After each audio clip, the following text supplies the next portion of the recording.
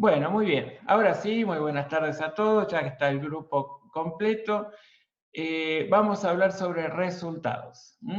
Resultados, que es nada más que una revisión de contabilidad 1, recordando, refrescando, ¿sí? Por ahí a veces el verano suele sumergirse en el mar, en la pileta, en fin, en la bañadera, no sé, y a veces el agua hace que uno se le vayan algunos de los conocimientos, queden ahí medio debajo de la superficie, y bueno, hay que llevarlos a la superficie, tomar conciencia de su alcance, su significado, y rebobinar un poquito algunas cuestiones que son de aplicación diaria. Por ejemplo, hecho sustancial, ¿no? Nosotros seguramente cuando ustedes trabajaron en Contabilidad 1, los profesores les decían, bueno, recuerden que el hecho sustancial es el que les permite a ustedes reconocer que una variación patrimonial exista, ¿no? Que una modificación cualitativa o cuantitativa del patrimonio resulta ser un hecho económico susceptible de registración. Y entonces, si existe el hecho sustancial, bueno, nosotros tenemos que ver de qué manera trabajarlo, ¿sí? Y entonces llega el momento de plantearse a qué ejercicio económico corresponde imputar esa variación patrimonial. Y entonces ustedes dicen, bueno, ¿y por qué a qué ejercicio económico? Y bueno, porque se convino que la vida de los entes, que a veces está limitada a una cierta cantidad de años, otras veces ciertos entes tienen una vida ilimitada, bueno, se divida esa vida en ejercicios económicos iguales, consecutivos, que no excedan de los 12 meses, como pasa en Argentina. En otros lugares del mundo los ejercicios económicos pueden comprender periodos más cortos o más largos. Eso no, no está definido del mismo modo en todos los rincones del planeta, pero en fin, en Argentina los ejercicios económicos son siempre de 12 meses, y si existiese la necesidad de cerrar información contable por un ejercicio irregular, ese ejercicio irregular nunca puede ser superior a los 12 meses, ¿sí? Ahora, devengado es uno de los principios de contabilidad generalmente aceptados, que en la séptima Asamblea de Graduados de Ciencias Económicas de Avellaneda del año 69, de algún modo definieron un esquema para el desarrollo de la actividad formal o comercial de los entes, ¿sí? Devengado significa que en las variaciones patrimoniales que deben considerarse en un determinado ejercicio económico son las que competen a ese periodo independientemente del movimiento de fondos, independientemente de si ya esa venta fue cobrada o no, si esa deuda fue cancelada o no, independientemente de si ese costo fue pagado o no fue pagado, en fin. El movimiento de fondos es completamente independiente de lo que es la aplicación de lo devengado. Y ustedes dicen, pero ¿y para qué hacemos tanto hincapié sobre esto si ahora estamos en Conta 2, es contabilidad superior, esto es algo que ya se daría por sabido? Sí, teóricamente se tiene que dar por sabido, pero ¿qué pasa? Una de las cuestiones más importantes que muchas veces nos pasan es que no tenemos una clara noción sobre la aplicación práctica del concepto de lo devengado. Muchas veces hay variaciones patrimoniales que nos parece que tenemos que hacerlas jugar o incidir en un ejercicio económico equivocado. ¿Y quién nos alerta acerca de si estamos o no equivocados? Bueno, la correcta aplicación de lo devengado, que precisamente tiene un pariente muy cercano, que es el concepto o el principio de contabilidad generalmente aceptado de realización, ¿sí? En donde nos dicen que de qué o en qué momento una operación, por ejemplo, de compra-venta, queda perfeccionada desde el punto de vista de las prácticas comerciales o de la legislación. Y esto es, en definitiva, un indicio para conocer a qué periodo debo imputar esa variación patrimonial. Fíjense que realización es un principio que se define como, bueno, en aquel momento, ¿no? En 1969 se definió como que los resultados económicos solo deben computarse cuando son realizados. Y fíjense que aquí dice los resultados económicos, ¿sí? Cuando la operación que los origina quede perfeccionada desde el punto de vista de la legislación o prácticas comerciales aplicables y se hayan ponderado todos los riesgos inherentes a tal operación, entendiendo que el concepto realizado participa del concepto de devengado. Esto significa lo siguiente, por ejemplo, que cuando analizamos una compraventa, imaginen que el vendedor emitió su factura y que el comprador dijo, la verdad es que me interesa, pero con estos dos elementos que les puedo aportar como ejemplo, tenemos que ver si en realidad la operación de compraventa se puede considerar realizada y si se puede considerar que esa compraventa entonces representa una variación patrimonial imputable al periodo en el que nos encontramos, en el momento en que estas afirmaciones se fueron dando. La emisión de la factura y los dichos verbales del cliente diciendo me interesa la mercadería.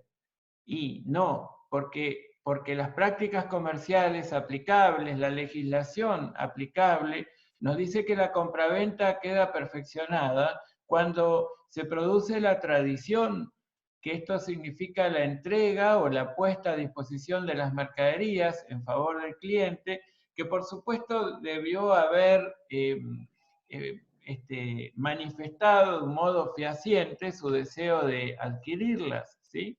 Porque también puede ser que yo haya dicho, las mercaderías están en el local a disposición de los clientes y eso no significa que estén vendidas. Desde luego están a disposición de los clientes, para eso están en la estantería. Pero necesitamos también que el cliente manifieste su voluntad de comprarlas, ¿sí? Entonces, son todos elementos que aunque parezcan detalles ciertamente muy razonables, por definirlo de algún modo, ayudan y mucho a decidir si la variación patrimonial es imputable al ejercicio A o al ejercicio B. Cuando les digo que un ente emitió la factura y el otro ente, que es el comprador, dijo, me gustaría la mercadería, eso no significa nada. La emisión de la factura no significa la concreción de la venta, ni tampoco la entrega o puesta a disposición. Habrá documentación comercial de respaldo que pueda llegar a mostrar la verdadera voluntad del cliente de comprar, es decir, por ejemplo, una orden de compra emitida, o bien directamente puede ser una factura aceptada por parte del cliente y en todo caso un remito que dé cuenta del momento en que se produjo la entrega o la tradición de las mercaderías objeto de la compraventa, ¿sí? En fin, esto a ustedes les puede parecer de vuelta una cosa perdón, antes de llegar a esto, muy sencilla, pero tiene sus vueltas. Cuando yo les digo, ¿ustedes saben por qué o por qué dirían que determinada variación patrimonial es imputable al ejercicio 4 y no al 5. ¿Por qué consideran que ese resultado está devengado? Muchas veces no saben cuál es la respuesta. Y eso es la pauta que nos da a nosotros que esto hace falta revisarlo. Por ejemplo, cuando yo les digo, ustedes saben si está devengado el impacto de una alta probabilidad de ocurrencia de un hecho contingente cuantificable que reduce el activo relacionado con cuentas por cobrar. Y ustedes me pueden decir, y por aplicación de lo devengado. Entonces ahí empezamos a revisar qué variación patrimonial debe ser imputada al ejercicio en función de la aplicación de lo devengado. Bueno, ahí tenemos tres alternativas. Recordémosla. Una alternativa es que esa variación patrimonial esté vinculada con un periodo. Entonces, por el mero transcurso del tiempo, por ejemplo, un ingreso por alquileres puede ser imputado al ejercicio que corresponde en función del transcurso del tiempo. Terminó el mes de noviembre, ya corresponde que considere, si soy el dueño del inmueble, el ingreso por el alquiler, porque el servicio prestado por el inmueble ya devengó, y entonces lo reconozco como una variación patrimonial modificativa, aumentativa de mi patrimonio. Y si soy el que alquilo, el mero transcurso del tiempo me permite reconocerlo como un resultado negativo del periodo, un costo de los servicios prestados o de las mercaderías elaboradas. Perfecto. También puede estar vinculado a ver, yo les estoy hablando y por ahí, en este caso, me encantaría escucharlos. ¿Se acuerdan que había tres maneras de reconocer una variación patrimonial como devengada, es decir, imputable al ejercicio X y no al X más 1? Uno ya se los dije, pero me gustaría que me recuerden los otros. ¿Alguien se anima? Sí, eso es fácil, ¿sí? Sí, estaba el tercer caso, que era cuando se tomaba conocimiento, Bien. y me falta el del medio que no me acuerdo. Bueno, pero tus compañeros seguramente te pueden ayudar. El tercer caso que dice Joaquín es muy cierto. Una variación patrimonial es imputable a cierto ejercicio y no a otro, porque tomo conocimiento de su existencia en ese ejercicio y, por ejemplo, se puede dar el caso de una contingencia negativa, pero también puede ejemplificarse con una contingencia positiva, ¿sí? Y yo les dije el otro día que ustedes saben, y las normas lo permiten, y normalmente las normas internacionales también lo permiten, que si ustedes tienen un fallo que les es favorable, y como hecho posterior al cierre ratifican que el fallo quedó firme en favor de ustedes, y eso se notifican como parte de los hechos posteriores al cierre, es decir, los que ocurren entre el momento de inicio del ejercicio inmediato siguiente y el de emisión de los estados contables, es decir, de la aprobación por parte del órgano de administración, que con carácter de rendición de cuentas hacia el órgano de gobierno en principio y hacia los terceros luego, emite esos estados contables. Bueno, se puede considerar directamente como un nuevo activo y como una cuenta por cobrar directamente, ¿sí? Ese monto que ya resultó ser una sentencia firme, es decir, inapelable. Ya no hay ninguna instancia posterior de apelación, de manera que ya el acreedor pasamos a ser nosotros y el deudor ineludiblemente va a tener que cumplir con la sentencia.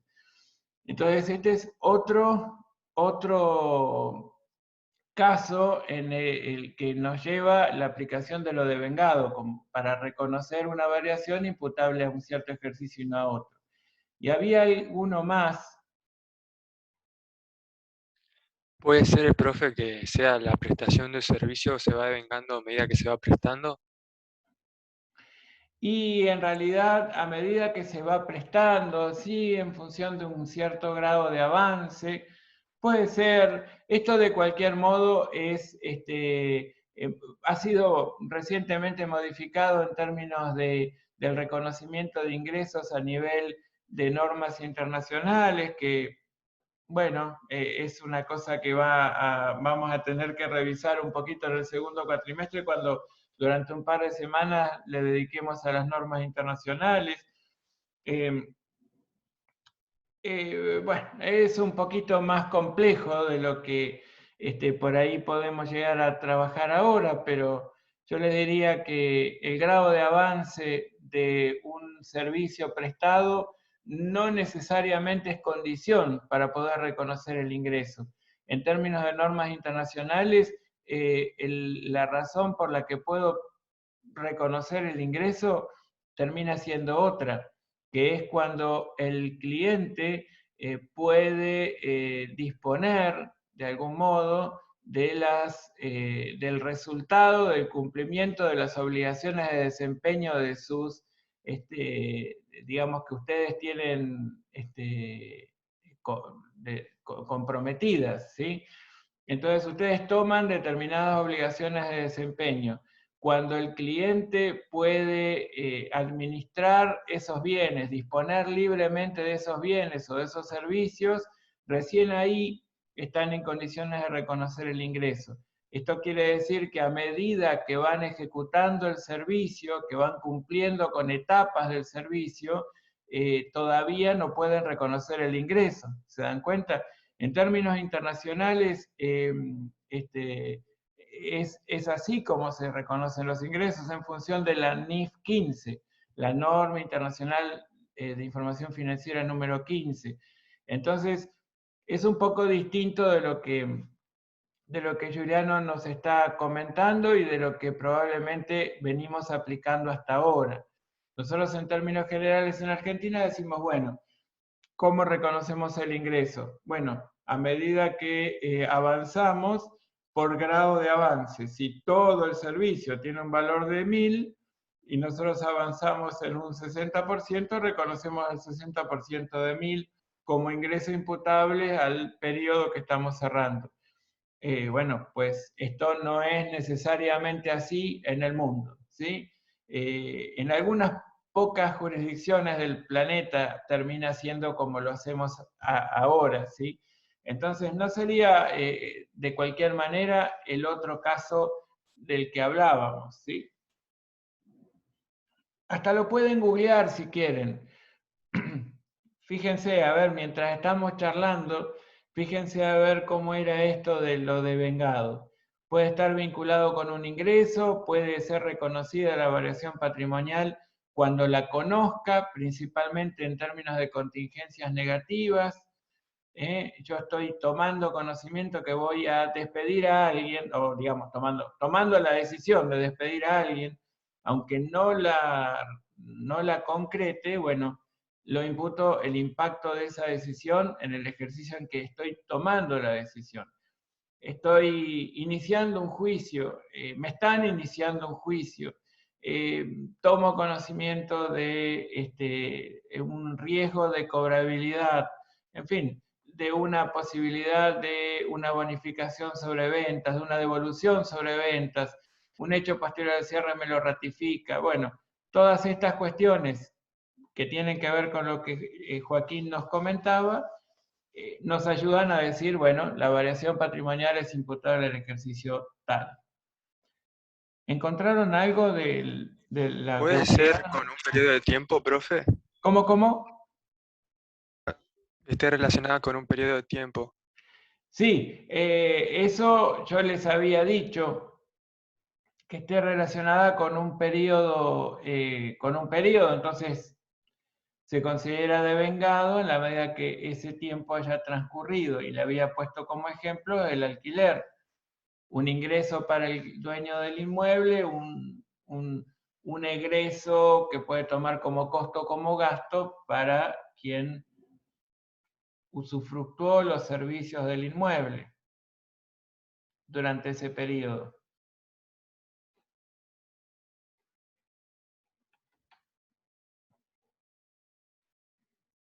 ¿No se acuerdan? ¿No es con un ingreso o con un periodo de tiempo o cuando se toma conciencia del hecho? Bueno, entonces, ¿cómo sería con un ingreso? Por una transacción, por ejemplo. O sea, Bueno, por la venta de bienes. por ejemplo, entonces tiene que ver con lo primero de lo que nos habla el concepto de lo devengado y lo realizado, ¿no es cierto? Vieron que devengado, decíamos,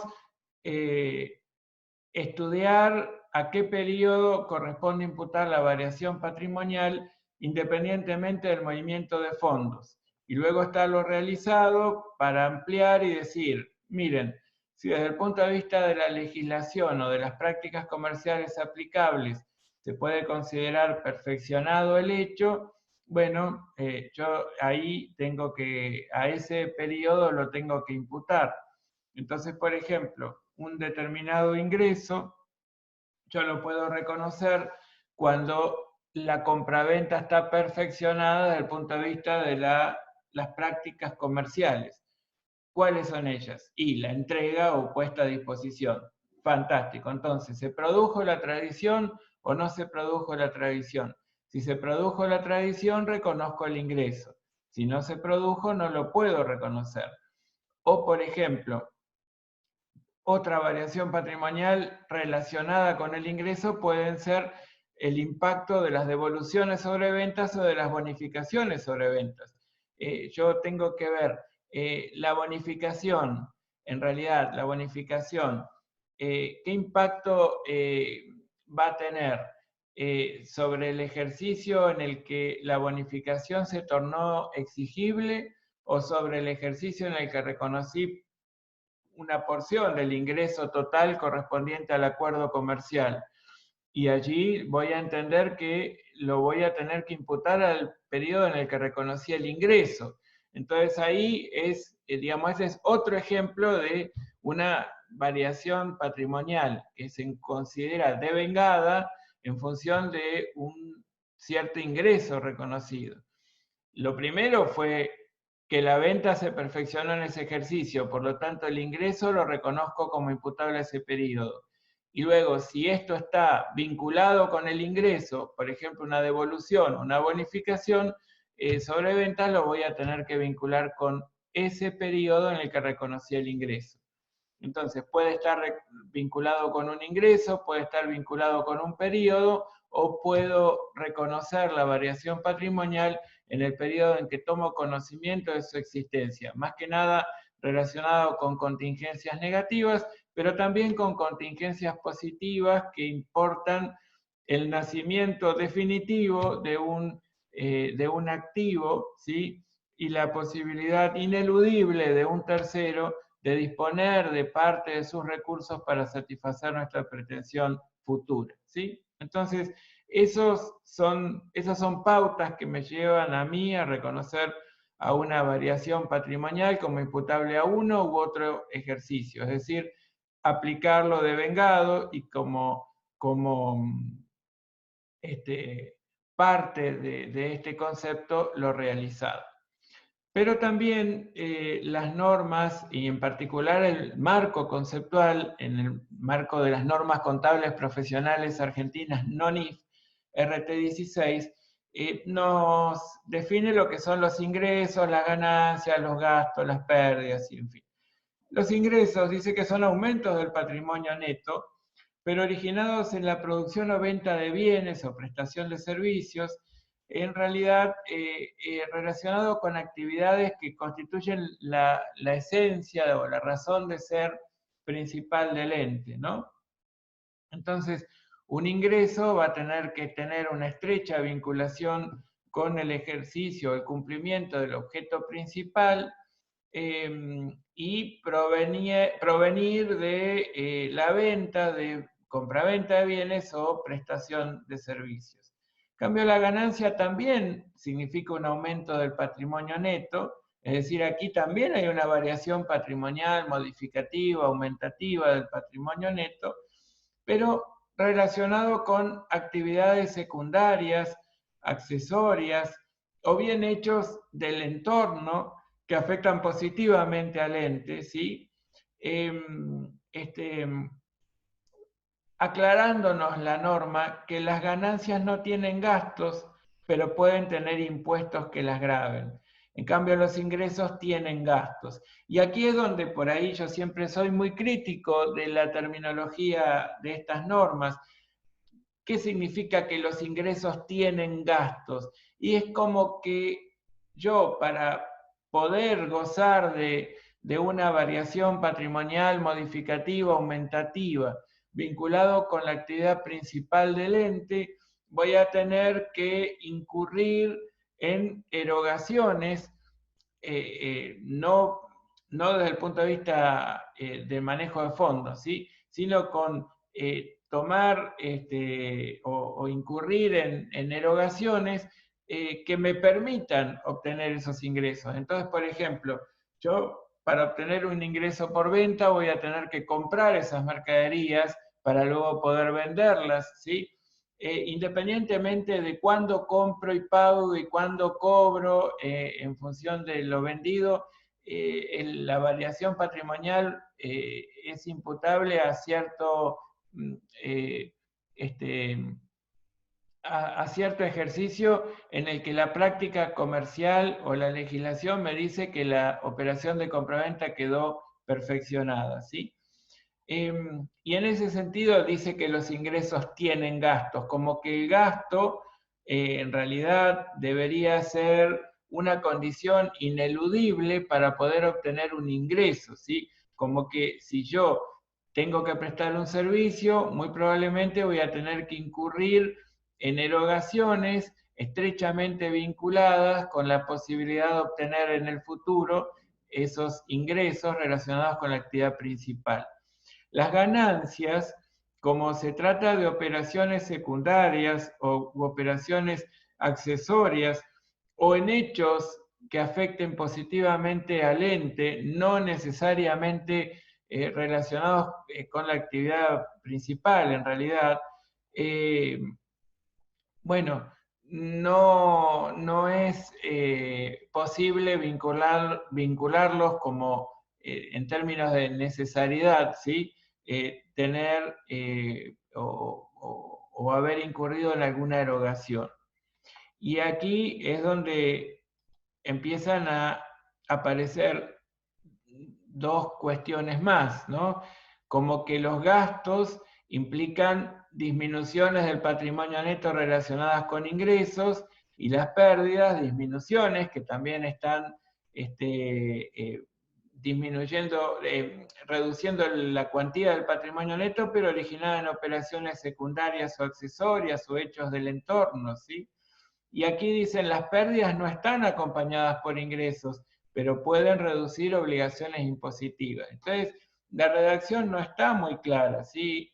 ¿Y qué son los gastos en definitiva? Bueno, los gastos los podríamos llegar a considerar si están estrechamente vinculadas con ingresos, costos consumidos, es decir, costos que ya no tienen la potestad o la posibilidad de generar ingresos futuros. Y las pérdidas serían aquellas disminuciones del patrimonio neto que importan o están relacionadas con operaciones secundarias o con hechos del entorno, que por supuesto no tengan que ver con la actividad principal, pero tampoco con operaciones con los socios, y para cuya ocurrencia no fue necesario o posible vincularlos con ingresos. Entonces, el marco conceptual los define como poco claro, ¿no? La terminología no está demasiado lograda. Si, por lo menos es algo que yo entiendo, no está demasiado logrado. Miren, si alguien les dice, bueno, pero no entiendo mucho todo esto que significa un montón de palabras y no entiendo bien cómo es. ¿Qué diferencia hay entre un ingreso y una ganancia, por ejemplo? ¿O qué diferencia hay entre una pérdida y un gasto? ¿Y a qué llamamos costo en todo caso? Hablando del costo y del gasto en términos de resultados, ¿no? Y ahí es donde, bueno, la RT16 mucho no nos ayuda, aunque en realidad estaría o tendría que cumplir la función de ayudarnos en esto. Y yo les diría, bueno, si lo tenemos que definir más fácil, de un modo más comprensible, ¿qué podríamos decir?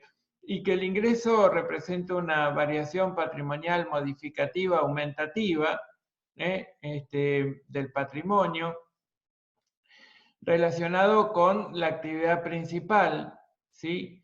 Y para cuya obtención hemos tenido que incurrir en costos, ¿sí? En costos que al obtener ya el ingreso se pueden considerar consumidos, es decir, podríamos llegar a identificarlos como gastos. Pero, ¿y las ganancias y las pérdidas? Bueno, las ganancias, las pérdidas pueden ser aquellas variaciones patrimoniales modificativas, aumentativas o disminutivas del patrimonio neto que están vinculadas con actividades secundarias o bien hechos del entorno, del contexto, ¿sí?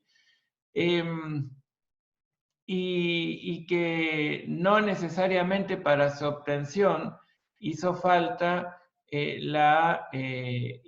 digamos, el incurrir en consumir alguna porción del activo, ¿no? Por ejemplo, para obtener cierta ganancia o que cierta pérdida haya significado necesariamente el haber consumido un activo.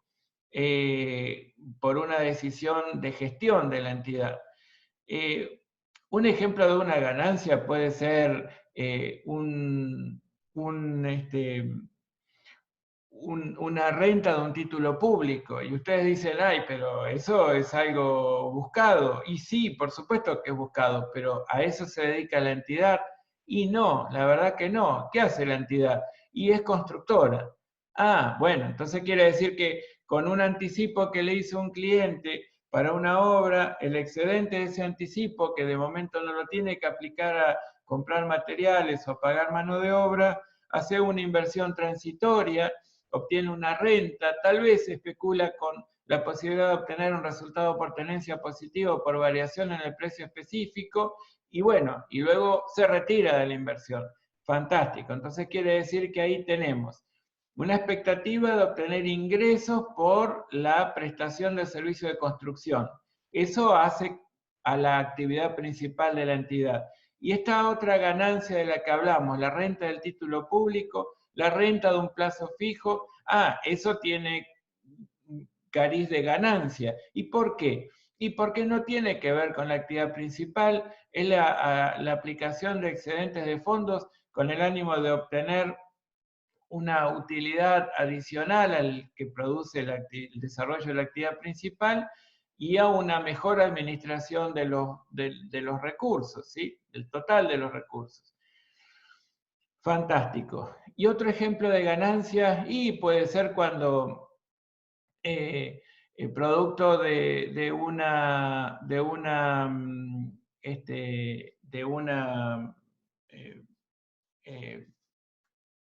política pública, bueno, podemos hacernos de un cierto ingreso de recursos, pero no relacionados con la actividad principal, ¿sí? Significa un aumento de la actividad, de la cuantía del patrimonio neto, pero relacionado con la actividad principal, nosotros lo gestionamos y, digamos, pusimos todo el andamiaje empresario para desarrollar la actividad y obtener ese aumento de la cuantía del patrimonio neto como un resultado buscado del desarrollo. No, esta es una cuestión completamente,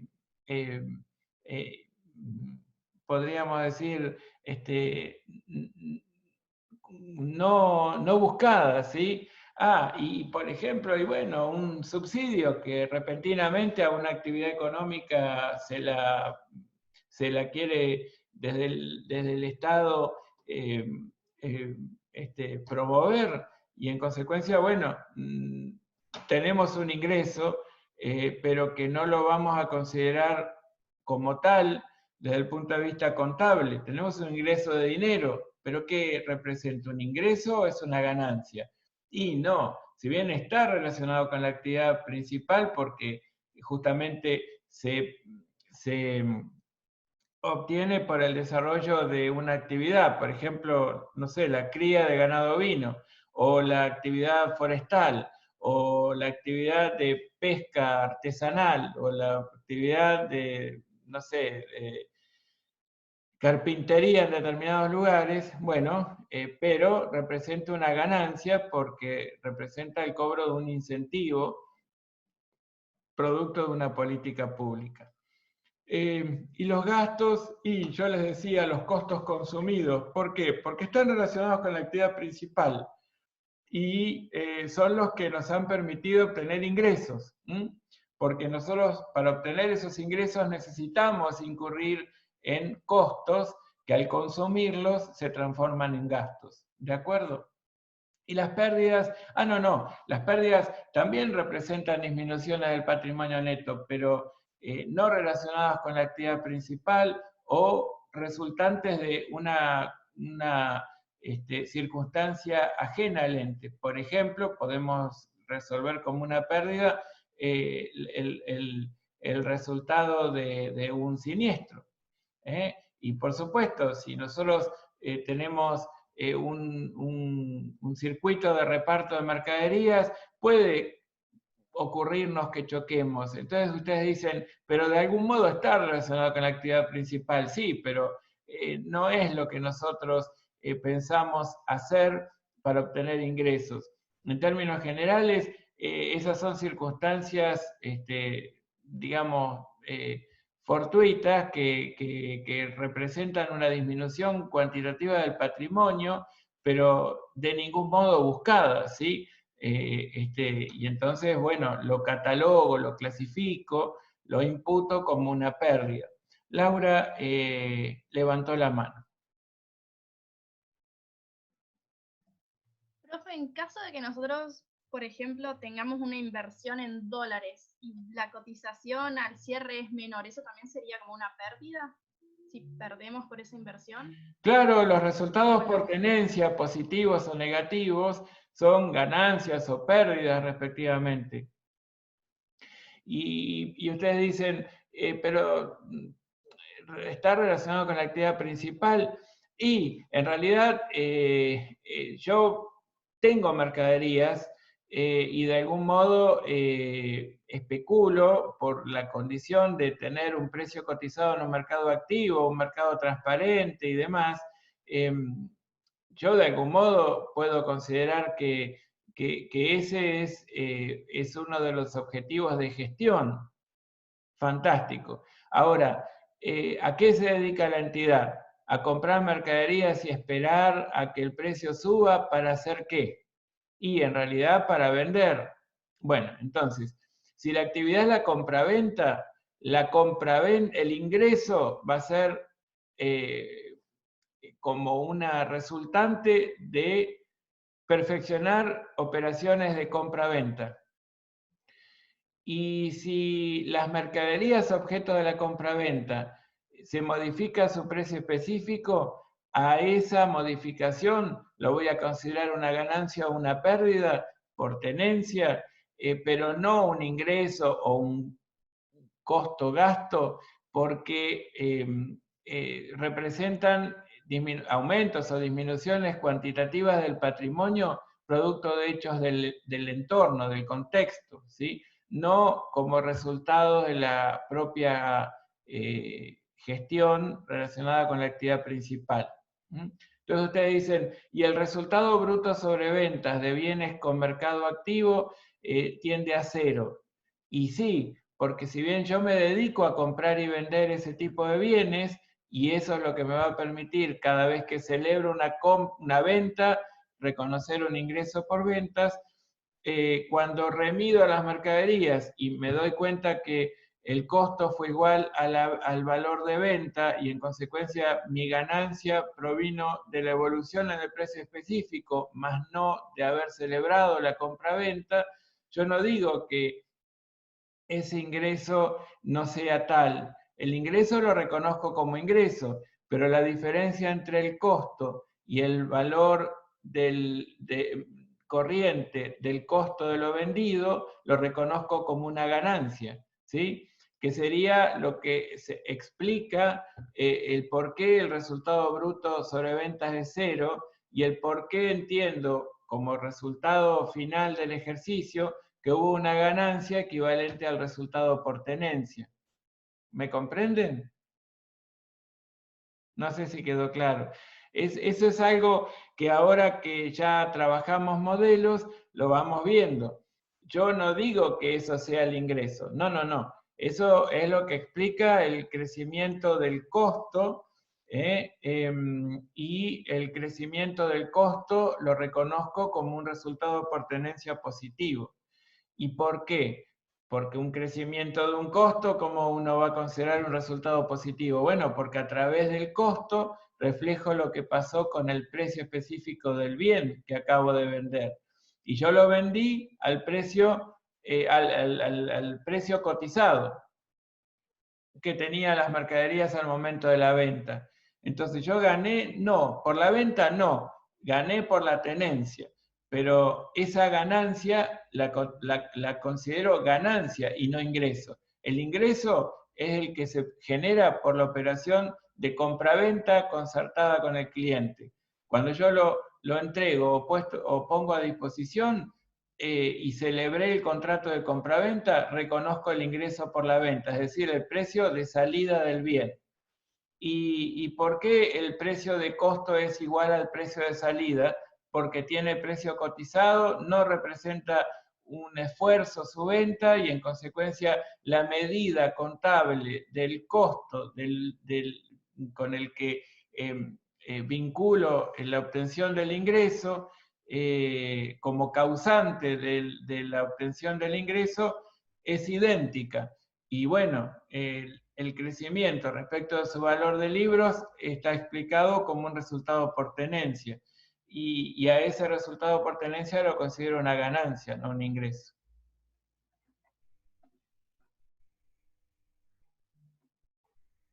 ¿Está bien, Laura? Sí, profe, se me corta, igual no escucho muy bien porque me anda mal el internet, pero sí, más o menos. Bueno, después mírenlo esto de vuelta, pero es interesante porque ustedes se pueden dar cuenta que cuando ustedes dicen, bueno, tuve un ingreso por venta y estamos hablando de bienes con precio cotizado, ustedes saben que el ingreso es por la operación de compra-venta. La particularidad que les da el modelo contable es que la medida del costo tiene que ser la del valor de mercado al momento de la venta. La medida del costo en términos de valor corriente de bienes con precio cotizado es el de su valor corriente de salida al momento de la venta, que justamente coincide con el valor de venta. Entonces, por un lado, reconocer una variación patrimonial que es el ingreso por la venta en función del valor de venta concertado. Y eso es ingreso, porque tiene que ver con la actividad principal de la entidad. Ahora, el incremento en términos de valores contables del costo entre el momento entre el valor de libros, suponiendo un entorno de estabilidad de la unidad de medida, ¿sí? Para hacerlo más cómodo, que la moneda nominal represente moneda homogénea, ¿no? Entre el valor de libros y el valor corriente del costo, que es equivalente al valor de venta, a eso lo considero una ganancia.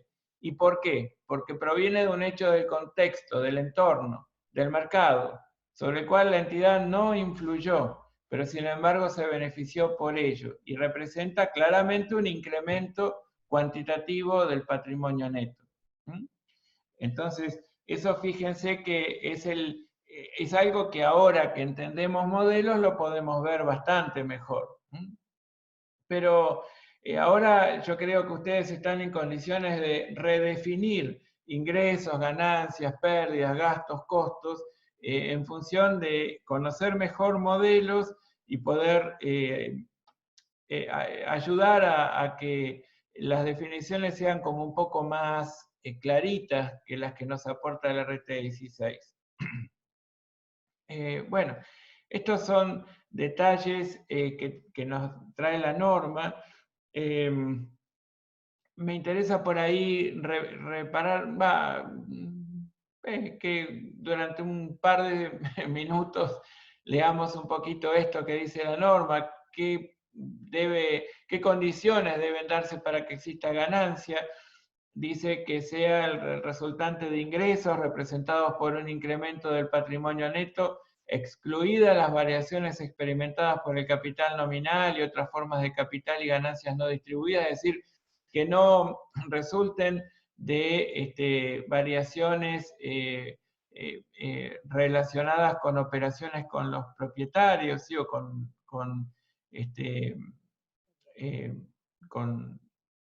no sé si llamarle propietarios, con los socios, en fin, porque me gusta que distingamos que el patrimonio no es de los propietarios, el patrimonio es de la entidad. Los propietarios que le llaman, en realidad son los que ostentan la titularidad de cierta porción del capital social.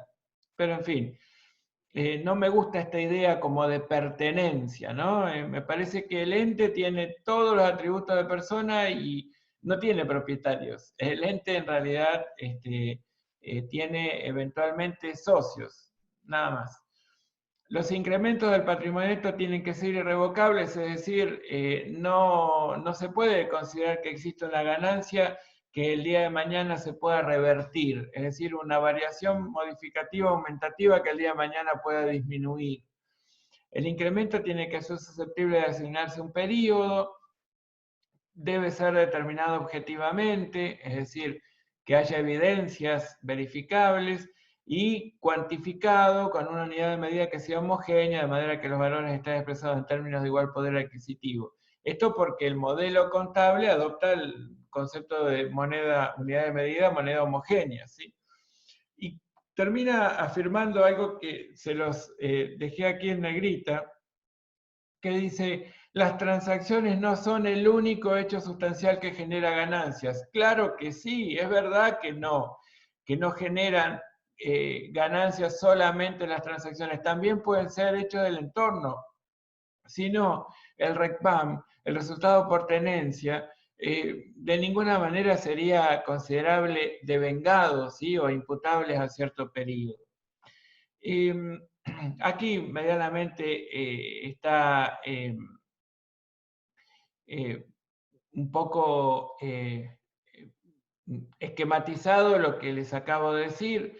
Puede haber resultados originados en transacciones o originados en hechos.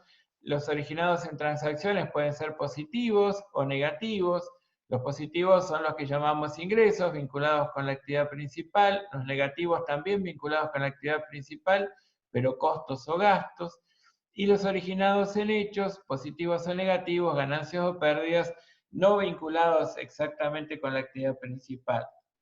¿Qué nos dice la norma RT8 sobre los resultados ordinarios y extraordinarios? Bueno, nos dice que los resultados ordinarios son todas las variaciones modificativas del patrimonio, excepto las que deban ser entendidas o catalogadas como extraordinarias, es decir, un poco por exclusión los definen, ¿sí?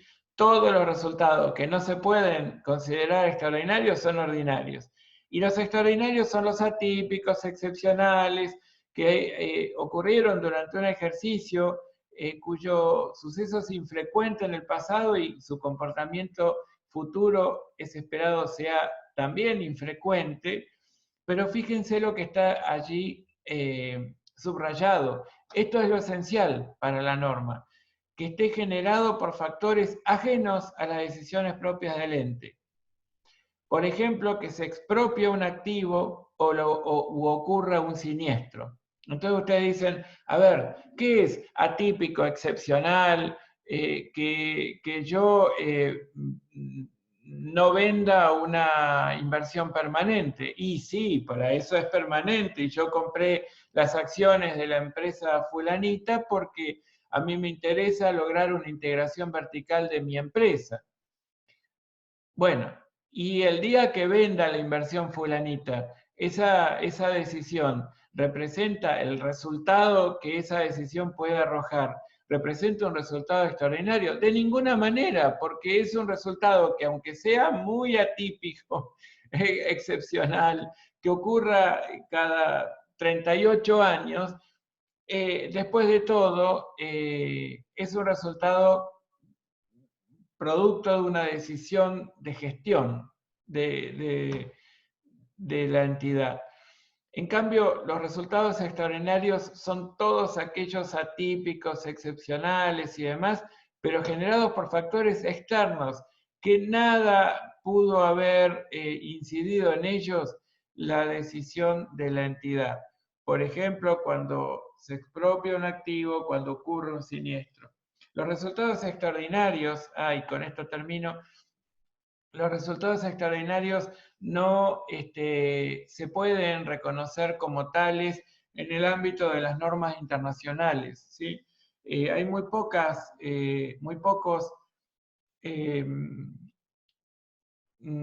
cuadros normativos o de normas profesionales que admitan los resultados extraordinarios. En términos generales, en el mundo solo se reconocen los resultados ordinarios, ¿sí? En la guía tienen este caso, donde tenemos que decidir la imputación, reconocer e indicar si son resultados del ejercicio y por qué monto. Se exponen operaciones realizadas por acantilados, cuyo cierre de ejercicio opera el 31 de diciembre del año 11. La venta de bienes por 1.900 es facturada el último día de cierre de ejercicio, según una nota de pedido del cliente que es fechada 12 de diciembre, pero que es entregada el 4 de enero y cobrada el 15 de enero.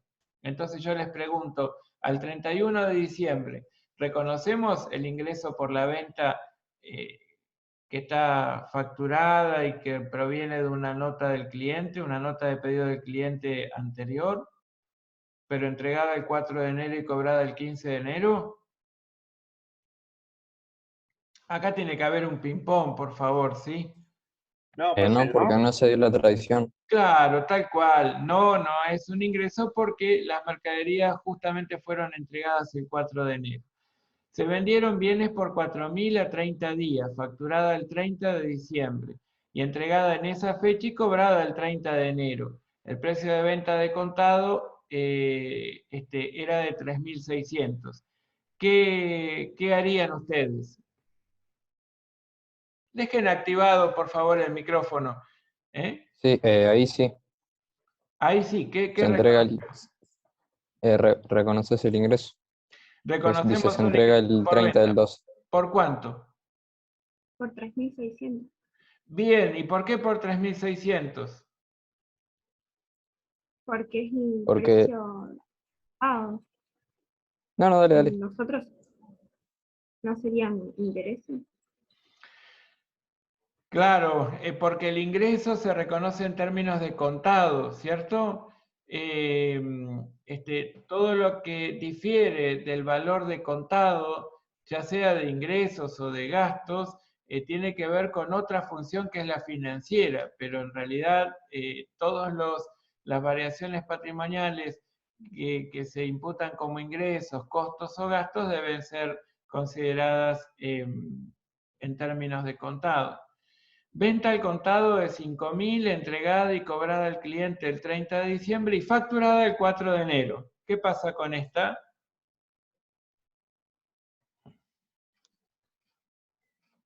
¿Afecta en algo que haya sido facturada el 4 de enero? Para mí sí la registro, profe, pues se hizo la tradición en diciembre, Bien, ¿y por cuánto? por 5.000. Claro, se reconoce el ingreso por ventas por 5.000 y no tiene nada que ver que haya sido facturada después. Lo importante es que fue entregada al cliente el 30 de diciembre y tampoco importa que haya sido cobrada, ¿me comprenden? Eso también explica o digamos ejemplifica el concepto, la aplicación del concepto de lo devengado. La compraventa de bienes de cambio al 30 de noviembre por 10.000, recibida el 30 de noviembre, según factura del proveedor de fecha 30 de enero, en cuenta corriente a 60 días. Según la lista de precios vigentes de esa fecha enviada por el proveedor, el precio de contado de los bienes adquiridos era de 8.000.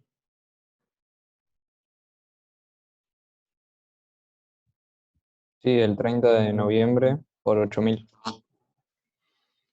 A ver, el 30 de noviembre compramos los bienes, los recibimos. Esos bienes los vamos a dar de alta, según dice Joaquín. No, ¿quién me habló, Joaquín? Sí, fui yo. Ah, bien.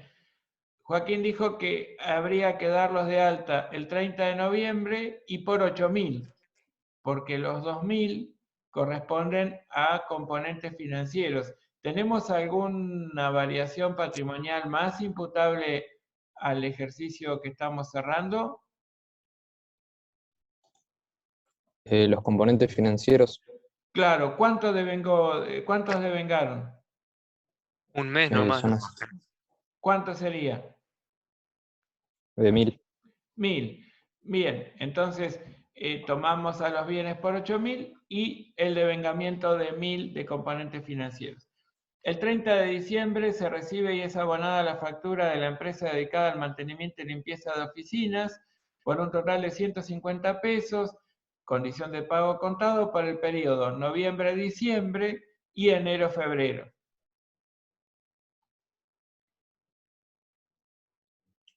¿Se podría imputar la mitad ¿La mitad a qué? como resultado negativo? La mitad como un resultado negativo. Muy inteligentemente Joaquín nos dice un resultado negativo y está bien, pero yo les diría es un costo, un gasto. Un gasto.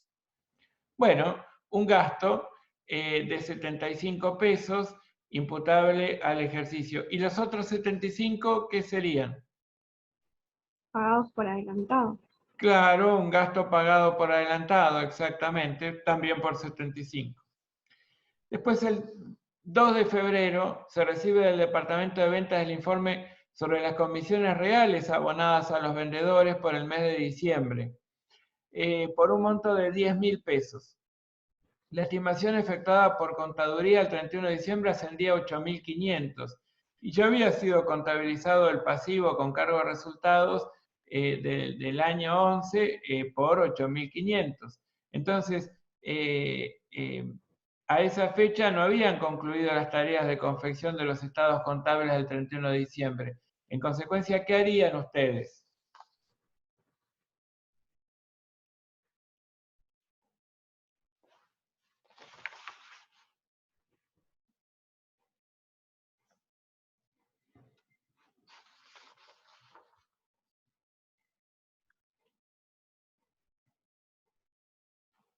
Es fácil, ¿qué harían?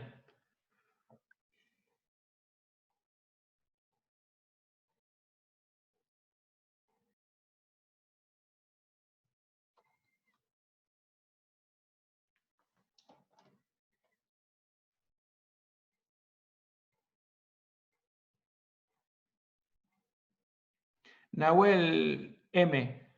Nahuel Márquez, ¿qué dirías? Ya le digo, profe.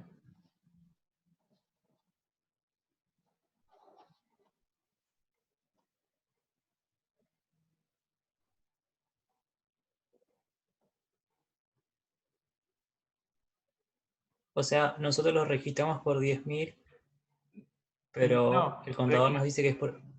registramos por 8.500 el cargo a resultados. Sí, pero en realidad era por 10.000. Claro, pero del informe de las comisiones reales abonadas, que nos llega 1 mes y 2 días después del cierre, pero dentro de los hechos posteriores al cierre, nos aclara que fueron de 10.000 las comisiones abonadas.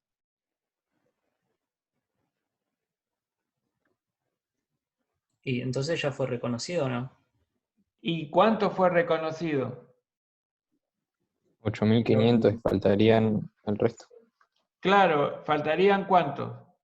1.500. 1.500. Bueno, y esos 1.500, ¿qué imputación le darían a ustedes? ¿Sería un gasto? Un área, pues. ¿Por qué un área?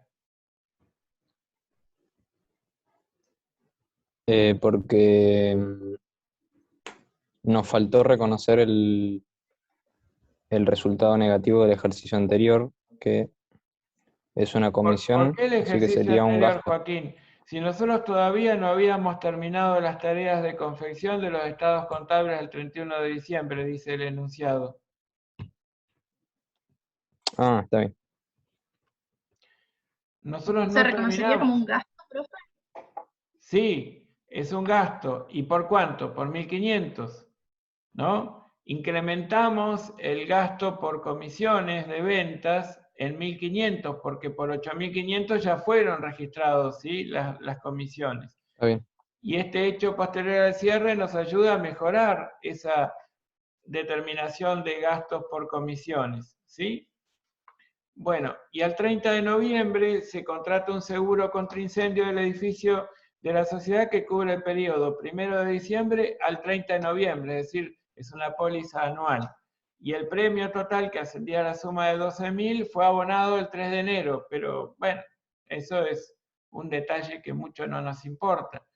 Desde el punto de vista de resultado, ¿qué impacto tuvo esta póliza contratada en el ejercicio cerrado al 31 de diciembre? Y habría que devengar un mes nomás, ¿no, profe? Claro, 1.000 pesos. Juliano, habría que devengar 1 mes, que sería ¿cuánto? 1.000 pesos. ¿Sí? 1 mes, 1.000 pesos como un gasto, ¿no es cierto?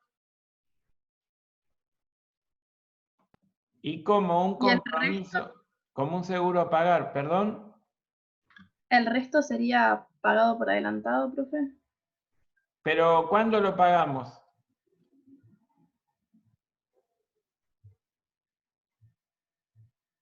El 3 de enero. Ah, claro, todavía no. Claro, nosotros no pagamos nada por adelantado, nada. Solamente reconocemos que hay 1.000 pesos del seguro que ya está devengado y por lo tanto representan un gasto, y tenemos el seguro a pagar, ¿sí? ¿Cómo harían el asiento? A ver, ¿me pueden decir? Registren la situación del inciso G.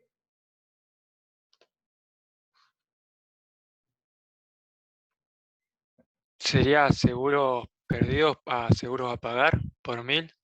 Claro, y no por 12.000, ¿cierto? Por 1.000. Porque solo es la porción devengada la que tenemos que registrar como un compromiso de pago y como un gasto, ¿sí? Bueno, muy bien. El día que contratamos el seguro, ahí lo registramos como a pagar, ¿no? Como un pasivo.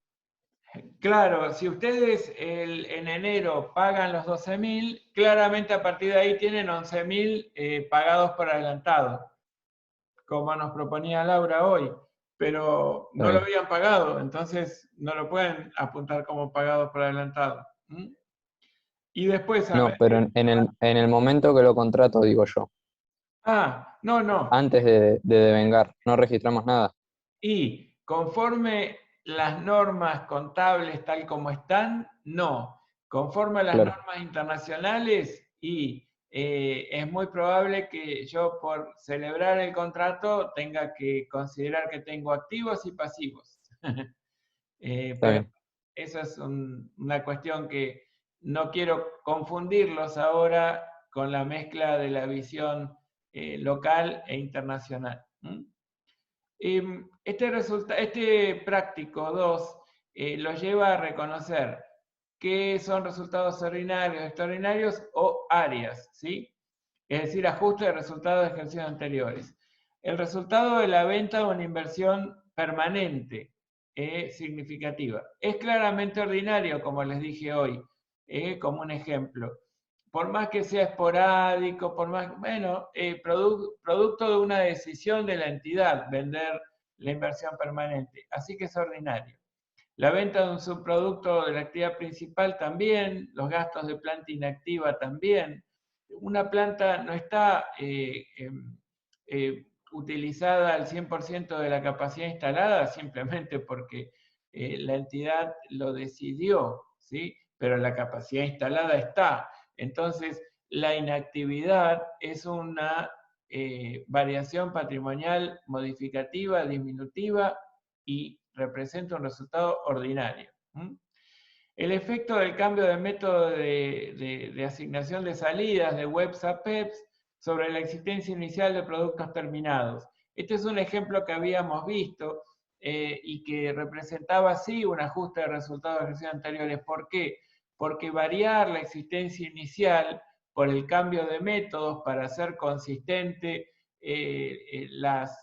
los términos de la ecuación existencia inicial más compras netas de devoluciones, bonificaciones, menos la existencia final, todos medidos en términos de PEPs, por ejemplo, bueno, hay que tener en cuenta que esa existencia inicial es la final del periodo anterior y que la final del periodo anterior ayudó a determinar el valor de las existencias del cierre y también de los bienes del costo de los bienes vendidos. En consecuencia, modificar el valor de la existencia inicial importa registrar con cargo a área y modificar los resultados de ejercicios anteriores. Descuentos de caja concedidos a clientes, claramente ordinarios, resultados por exposición a los cambios, RECPAM, ¿no? Ordinarios. Y ustedes dicen, pero si esto es un poco hechos del contexto, no. Todo resultado por tenencia, ya sea por tenencia de capital monetario, como el RECPAM, o por tenencia de cualquier activo pasivo, y la ocurrencia de una variación en su precio específico, también representa o deriva o supone la decisión administrativa de la entidad. Tenerlo o no tenerlo, venderlo o no venderlo, tener una ecuación de activos y pasivos expuestos determinada, positiva o negativa, todo eso es resultado de gestión. Entonces, obviamente son resultados ordinarios.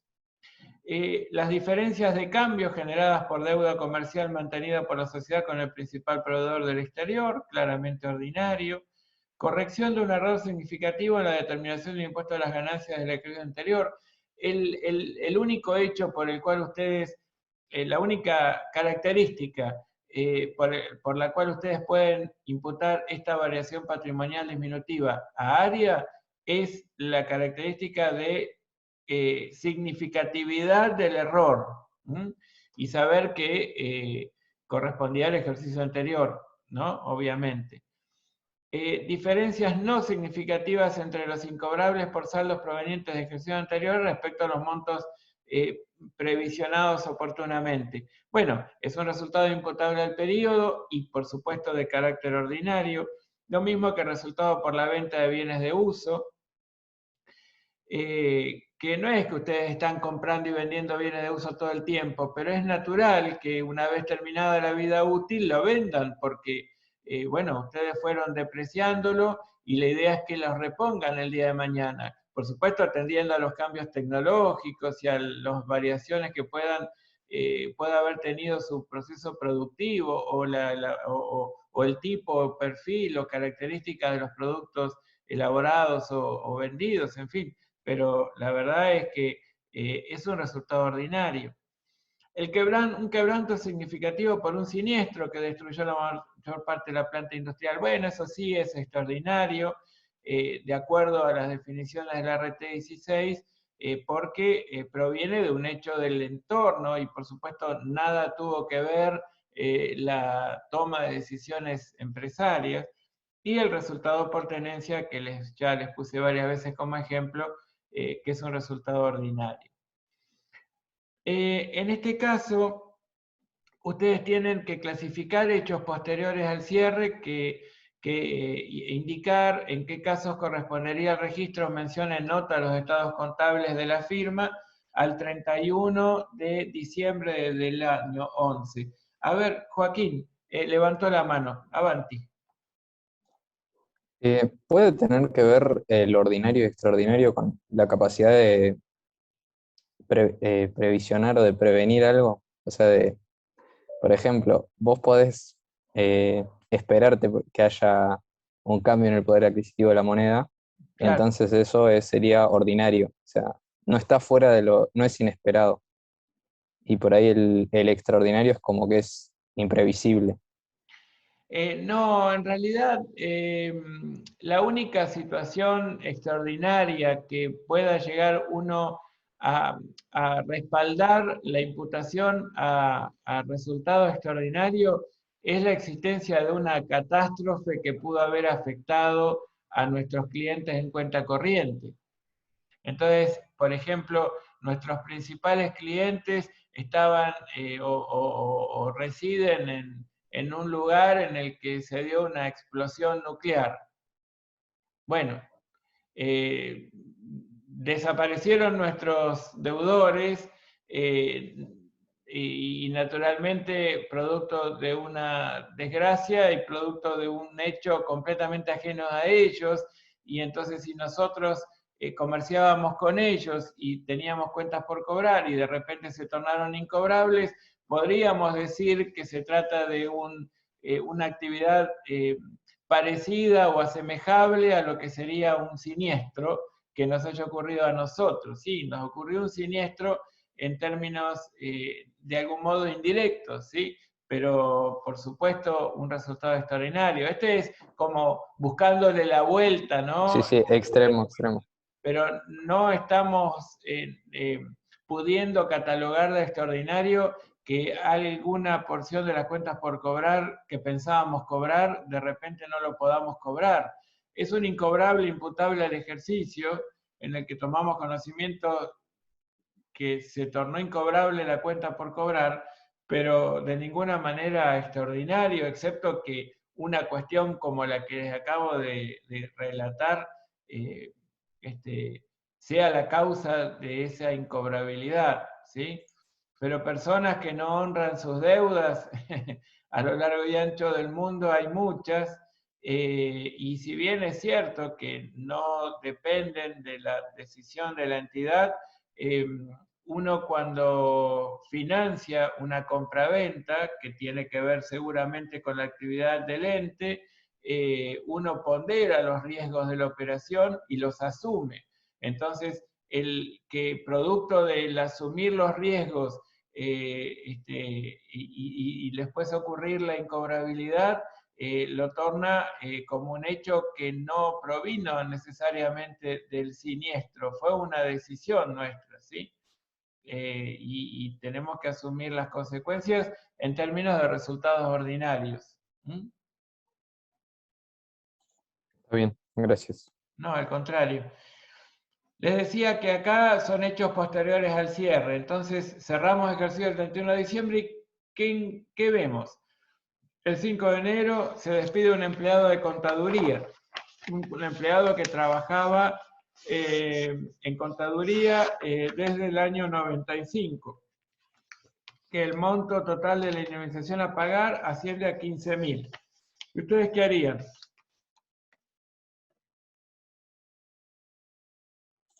Para mí es ordinario. Sí, pero este hecho posterior al cierre, tenemos que ver qué hacemos, ¿sí?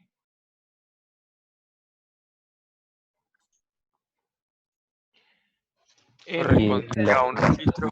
Al 31 de diciembre cerramos ejercicio y nos encontramos con estos hechos posteriores. Sí, Juliano, a ver. No, nada. Dije mal. Entonces el 5 de enero despedimos a un empleado. Este hecho posterior al cierre, con este hecho, ¿debemos hacer algo en el ejercicio que estamos cerrando al 31 de diciembre? Para mí no hay que hacer nada. Claro. No sé si ese monto se informa, no sé si se informa, pero como sucedió después del cierre de ejercicio, el despido, no se haría nada. Correcto, el hecho sustancial fue posterior. Entonces no tendríamos nada que registrar, excepto que los 15.000 sean significativos y en consecuencia pueda alimentar una nota a los estados contables, pero no más que eso. Ninguna registración en el libro diario habría que hacer. El 10 de febrero se produce un fallo judicial por una demanda iniciada contra la sociedad el 30 de junio de hace un par de años, por un uso indebido de marca. El monto total a pagar con un fallo en firme asciende a 40.000, pero la sociedad que había contabilizado al 31 de diciembre una previsión por 38.000 con cargo a resultados del periodo. Entonces ustedes, en base a esto que pasó el 10 de febrero, ¿qué harían? Yo registraría un gasto por no ser un monto significativo para mí. ¿Cómo? Nos faltaron 2.000, diría, ¿no, profe? Sí, faltaron 2.000 en el cálculo de la previsión. Y para mí no sería un área, porque no sería un hecho, un monto significativo y lo registraría como un gasto. Pero ¿por qué un área, Juliano? No sería un área. ¿Se puede usar Claro, la previsión ahí, profe? No. tengan en cuenta que estamos cerrando, ¿sí? Estamos cerrando, no cerramos nada. El ejercicio terminó, pero estamos trabajando el cierre. Y nos encontramos con que previsionamos por 38.000 y el hecho posterior al cierre nos muestra que el monto total con el fallo en firme es 40.000 que tenemos que pagar.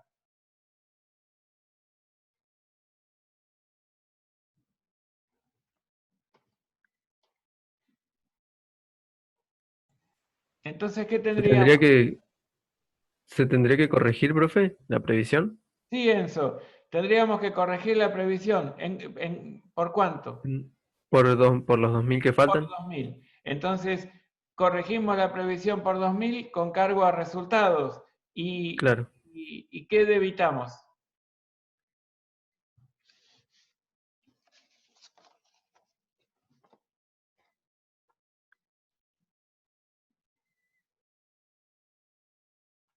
Cuando creamos la previsión, ¿qué debitamos y qué acreditamos?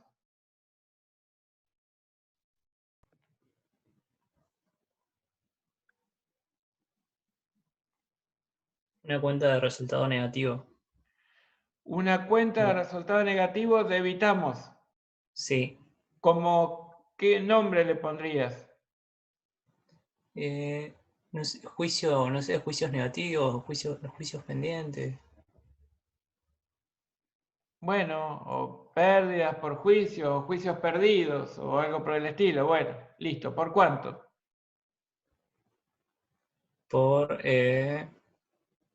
Cuando creamos la 40.000. previsión, Por 38. por 38.000, ¿contra qué? Contra previsión, juicios a pagar.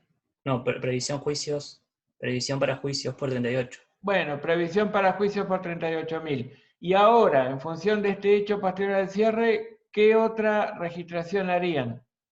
En función de lo que Nahuel nos está contando.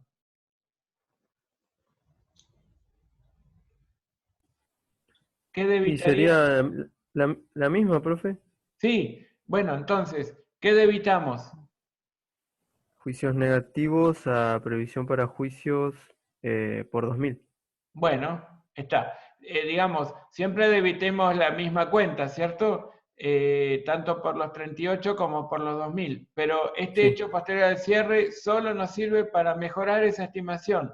Lo estimamos en 38, el hecho posterior al cierre nos muestra que son 40, lo aumentamos en 2000. SAS es el principal cliente de acantilados. Tenía un saldo pendiente en cuenta corriente por 800.000, que formaba parte del saldo de la cuenta de deudores por ventas del 31 de diciembre, estaba todo perfecto. Pero el 31 de enero SAS perdió la mayoría de su activo a consecuencia de un siniestro sufrido en su fábrica y no contaba con seguro alguno. Los asesores legales estiman que el crédito difícilmente sea cobrado. Entonces, ¿ustedes qué harían?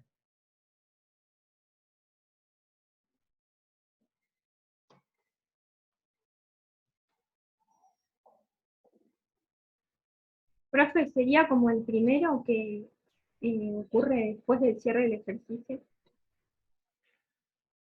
Eh, ese siniestro. A ver, Valentina nos dice que sería como el primero. A ver, sí, el siniestro ocurrió después, pero ¿qué nos pasó? Que este era el principal cliente y era un monto muy significativo. Entonces, si bien no registramos nada en el libro diario, porque al 31 de diciembre se la veía fenomenal a la firma, sí tenemos que alertar al usuario que esto pasó. Entonces, ¿qué harían? ¿Una nota, profe? No. Excelente. Una nota a los estados contables, diciendo que le pasó lo que le pasó a este cliente y que el monto que está en danza es de 800.000 pesos, ¿sí? Sierras Vallas es un cliente de acantilados cuya situación financiera el 31 de diciembre era de gravedad. Solicitó el 3 de febrero su concurso de acreedores. ¿Por qué? Porque entró en cesación de pagos, no podía cumplir con sus compromisos al vencimiento. Los asesores legales de acantilados estiman, en función de los elementos de juicio existentes, que las probabilidades de cobro son escasas. La previsión para deudores de dudoso cobro, constituida por la sociedad, no cubre el saldo deudado por Sierras Vallas por un monto de 46.000. Entonces, ¿ustedes qué harían?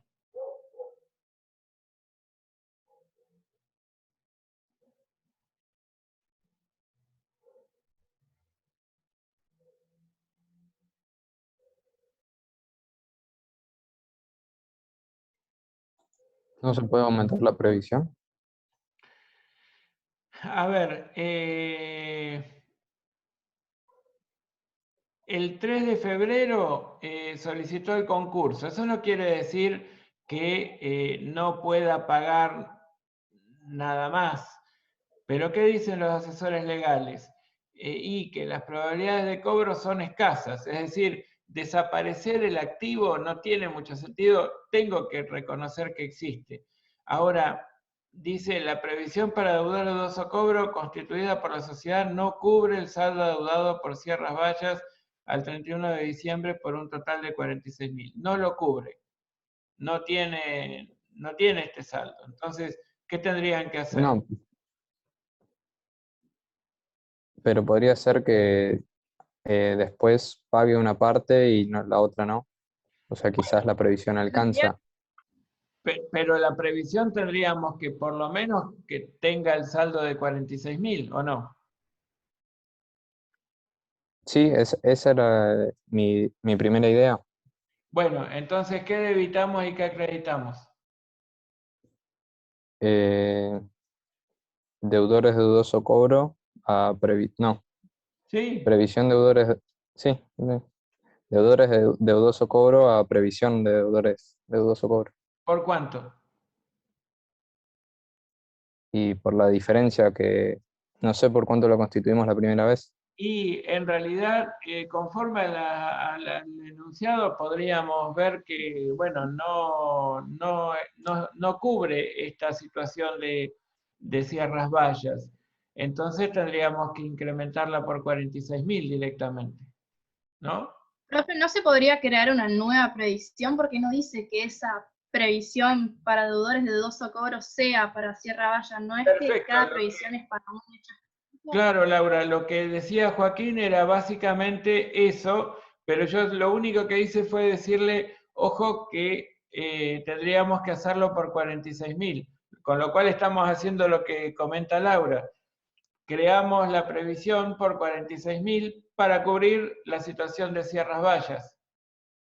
Deudora de dudoso cobro, previsión para deudora de dudoso cobro por 46.000. ¿De acuerdo? Sí, sí. Bárbaro. Y el último, que dice el 15 de enero, una inspección de AFIP efectúa una determinación de impuestos no abonados por el ejercicio 2011 que asciende a 12.000. ¿Qué sería esto?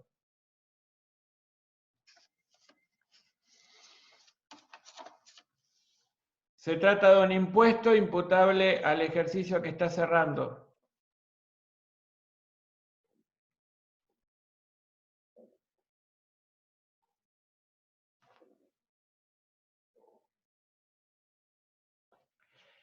Es una determinación en base a una inspección.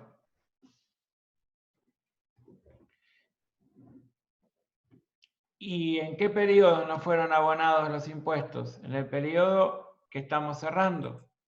Entonces, ¿qué harían? Claro, profe, correspondería registrarlos igual, aunque la inspección haya sido el 15 de enero. Claro, Enzo, porque en realidad este hecho posterior al cierre lo único que hace es demostrarnos que en el año que estamos cerrando, en el ejercicio que estamos cerrando, imputamos en defecto impuestos por 12.000, ¿sí? Entonces, registramos un resultado negativo por impuestos y reconocemos un pasivo por 12.000, ¿cierto? Sí. Sí. Bien. Ahora, el último dice que clasifiquemos gastos por naturaleza y función.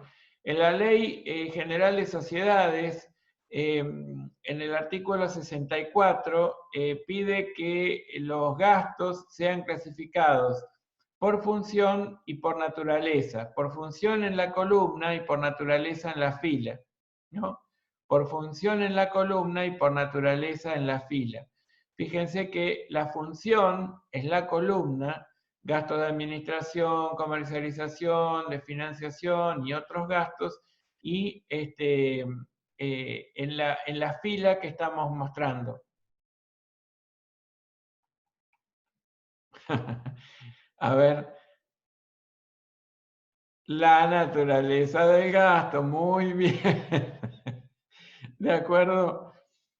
Cuando decimos clasifique los gastos por función, función de administración, comercialización, financiación, ¿de acuerdo? Y la naturaleza, ¿qué es? Y retribución de directores, publicidad y propaganda, contingencias, en fin. Y aquí tenemos la imputación. En realidad, hay algunos que pueden admitir distintas imputaciones. Por ejemplo, las contingencias laborales pueden ser considerados gastos de administración o también de comercialización o otros gastos, digamos, si es que afectaran alguna otra función no vinculada estrechamente ni a una ni a otra de las clasificadas, ¿sí? Intereses a proveedores, claramente tiene que ver con la función financiera. Y ustedes dicen, pero tendrá que ver con comercialización. No, porque estamos hablando de costos financieros, ¿sí? Bueno,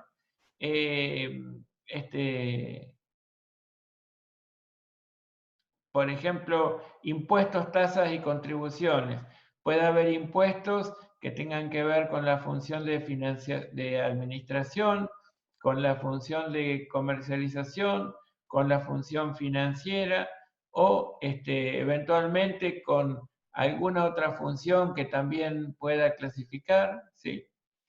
En fin, esto yo creo que igual a nosotros hoy no nos interesa demasiado esta clasificación, es más que nada un repaso de Conta 1 porque en Contabilidad 3 ustedes van a trabajar cómo armar el estado de resultados, de una u otra manera y en consecuencia ahí van a practicar bastante más esto. Laura levantó la mano.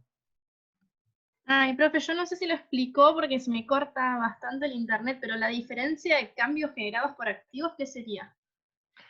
Diferencia de cambios generados, ¿dónde está? Acá. Ah, bien, acá no está ninguna crucecita. Diferencias de cambios generados por activos. A ver, si yo tengo una determinada cantidad de unidades de moneda extranjera en el activo, y obviamente se modificó el tipo de cambio, y estoy trabajando en un modelo contable a valores corrientes, ¿no? Entonces yo digo, bueno, remido la existencia de moneda extranjera y reconozco un resultado por tenencia, por diferencia de cotización. Ese resultado por tenencia, por diferencia de cotización, lo voy a tener que considerar en este cuadro. Miren cuál era el propósito. Clasificación de gastos por naturaleza y función.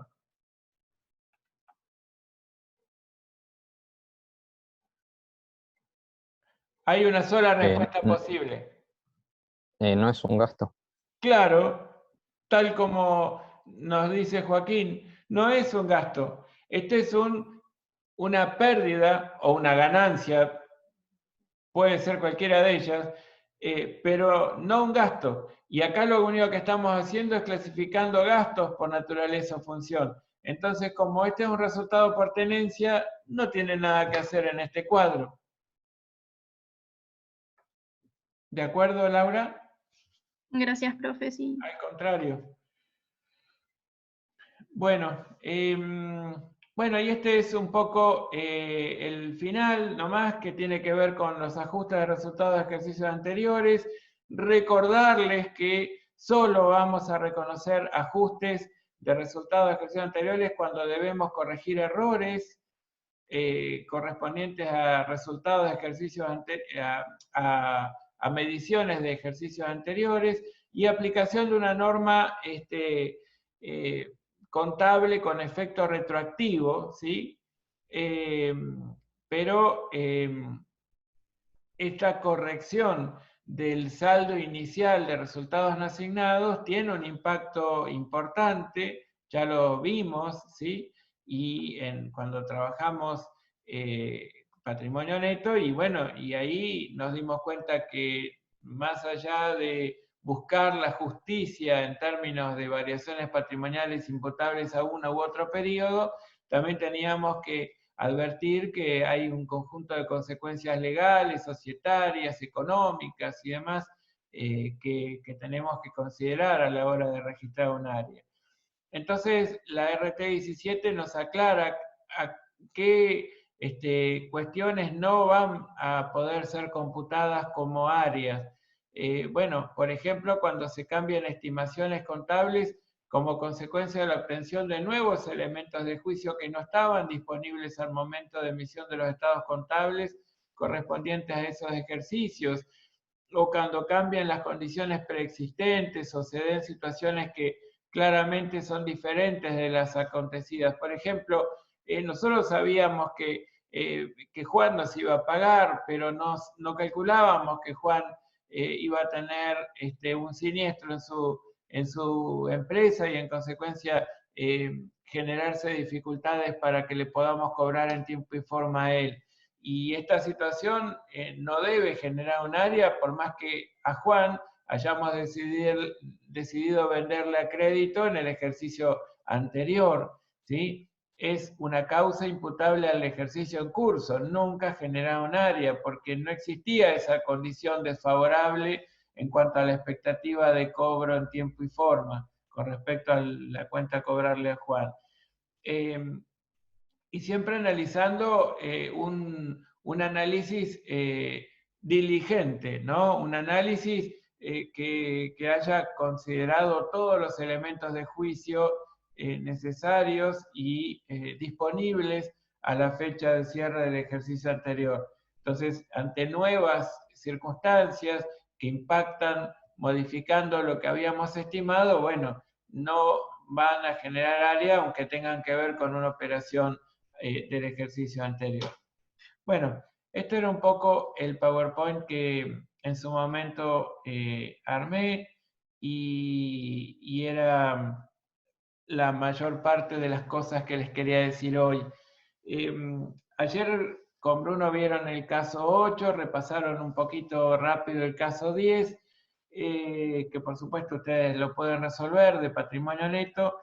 Me gustaría que ustedes lean un pequeño escrito que hace unos años hizo Bruno respecto de la aplicación del artículo 261 de la Ley General de Sociedades en cuanto al tope de asignación de honorarios a directores y síndicos. Ustedes léanlo para que lo analicen y puedan ver de qué manera se puede aplicar en la práctica, por favor. Y cualquier duda nos preguntan a través del aula virtual. Bueno. ¿Esa nota dónde está, profe? Esa nota está dentro del aula virtual, en materiales varios dentro de patrimonio neto. Ah, está bien. Sí, sí, allí la van a encontrar, fíjense. Bueno, si no la encuentran, nos avisan.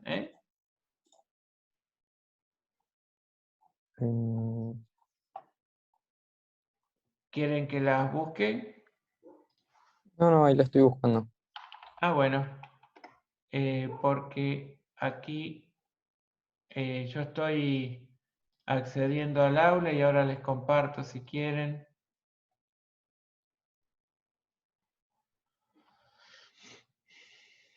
¿No quieren preguntar algo?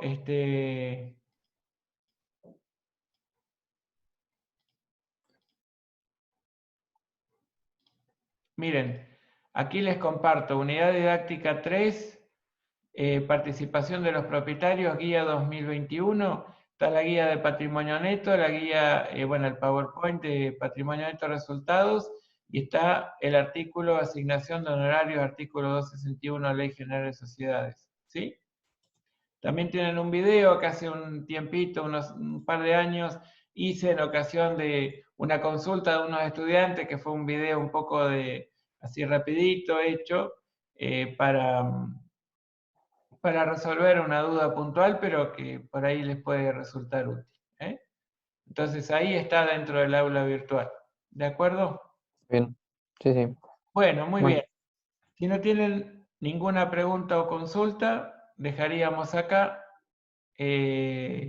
Mañana entonces vamos a permitir que todos los que tengan intenciones de rendir el recuperatorio final se unan, esperen en la sala de espera y los vamos haciendo pasar de a 2 o de a 3 para que puedan hacer las consultas individuales que deseen. ¿Les parece?